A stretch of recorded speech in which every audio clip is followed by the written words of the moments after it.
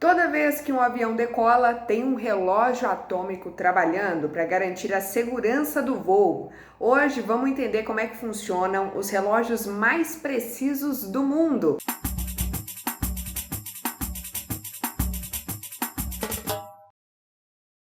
Meu humilde relógio aqui tá acertado no horário certinho, mas perto dos relógios atômicos ele perde feio. Eu vou explicar o porquê. A maioria dos relógios que a gente usa no dia a dia mede o tempo observando quando um cristal de quartzo bem pequeno vibra. Quando o quartzo sofre uma pressão física, ele libera pulsos elétricos. E quando uma corrente elétrica passa, ele vibra. Em todo relógio, esse cristal é cortado da mesma forma para vibrar 32.768 vezes por segundo. Um circuito eletrônico capta os pulsos e a cada vez que ele completa esse número de vibrações, o ponteiro dos segundos se movimenta, ou no caso dos relógios digitais, o número muda na tela. Mas até os relógios mais precisos têm seus deslizes e podem errar por alguns milésimos de segundos. Como diria Bela Gil, você pode substituir um quartzo por um átomo do elemento Césio-133, que é o mais usado em relógios atômicos. O relógio atômico faz a contagem de cada segundo, observando quando é que um átomo passa de um estado para outro. Dando nome aos bois, o relógio analisa quando é que o átomo passa do estado fundamental para o estado excitado. O primeiro relógio atômico que mede o tempo nessa lógica foi criado em 1949. O negócio deu tão certo que se tornou a base universal para mensurar o tempo, gente. Lá em 1967 ficou decidido que um segundo se completa quando um átomo muda de estado, um átomo do Césio-133 muda de estado exatas 9.192.631.770 vezes. O que o relógio atômico faz é exatamente isso, checar quantas vezes essa mudança no átomo acontece e avisar, quando chegar no total que corresponde a um segundo. Basicamente funciona assim: dentro do relógio atômico, uma máquina joga átomos do Césio-133 em estado fundamental.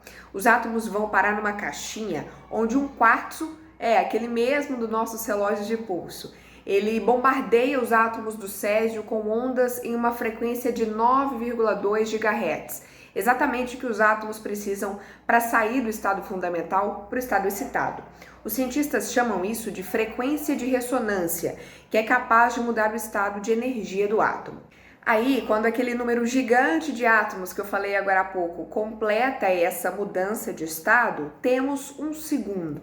Mas no meio desse processo, o quartzo pode errar a mão, e enviar uma frequência diferente da de 9,2 GHz. Então, no relógio atômico tem um filtro analisando o estado exato em que os átomos chegam depois de passar pelo quartzo. Esse filtro consegue perceber se teve alguma falha lá atrás. Se tiver esse erro, ele envia um pulso de correção para o quartzo para corrigir a frequência. Por isso o relógio atômico é tão preciso. Ele usa a ressonância de um átomo para validar a frequência do quartzo e garantir que seja sempre igual. Com esse ajuste constante, os relógios atômicos atrasam em média, um segundo a cada 300 milhões de anos. A gente ainda não consegue ter atraso zero, porque esse processo todo funciona melhor se os átomos estiverem em repouso e na menor temperatura possível, de preferência zero absoluto, o que é difícil, de alcançar e de manter. Aí você deve estar se perguntando, mas Letícia, para que toda essa exatidão? Para que chegar nesses segundos tão certinhos assim? Uma vez, o físico estadunidense Donald Sullivan explicou que o GPS diz a posição de um avião calculando o tempo que um sinal gasta para sair do satélite e chegar até a aeronave. Um atraso de 3 nanosegundos no relógio do satélite significa o erro de 1 metro na posição dele. Não dá para brincar com a posição de um avião em pleno voo, E você reparou que avanços tão grandes como a criação do GPS, tão importantes para a gente, dependem do conhecimento de quando é que um átomo muda de estado? E esse conhecimento é da pesquisa básica em física, vem dessa pesquisa.